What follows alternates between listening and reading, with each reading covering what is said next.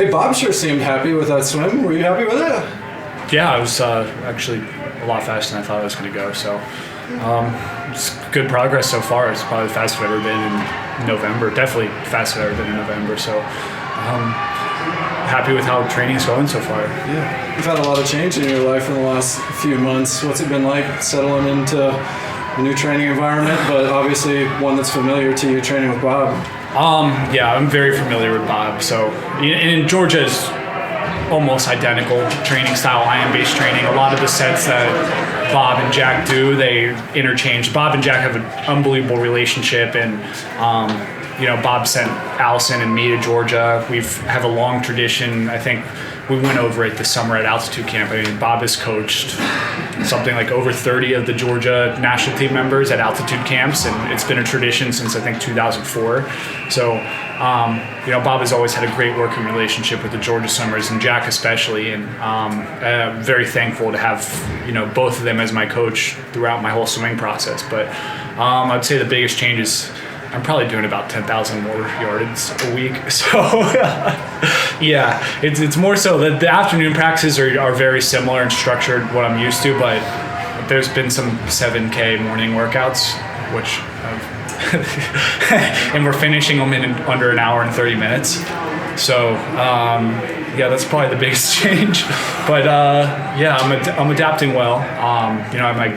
I've probably had more bad workouts than I've ever had, but that's part of the process, is getting broken down and finding a way to swim fast the next day. And at this point, I think the biggest thing I need to do is just stay healthy. And I've kind of battled a few injuries here and there, and I haven't been quite healthy this year, but I've been down this road before, so I know what I need to do to be very proactive in my approach before and after and rehab. So I'm up to the challenge, and everything. I can't complain about how everything's going so far.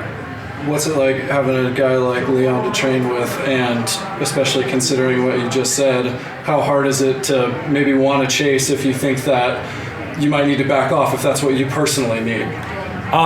Leon's awesome. I can't really race him short course because he's pretty phenomenal underwater, and I don't do underwater kicks. So I try my best to race him short course, but he can kind of have his way with me short course. But we've had a lot of really great long course practices together and a lot of really great work together. And he's someone that I can count on, that I'm going to get his best effort every single day, and I think he knows that I'm going to give my best effort every single day. And Leon aside, I mean, we have Jay, we have a bunch of other of those younger ASU kids that are. It's really is just a great group, and Regan's, her addition to the group has been awesome too, and she's, credit to her, she's doing the same exact work I'm doing, and it's a girl who broke a world record in 100 backstroke, and she's pretty much training like a 4IMer. So I think she's going to have a lot of success. I'm really happy to see her so happy and doing so well in our training group. But, it's a great environment.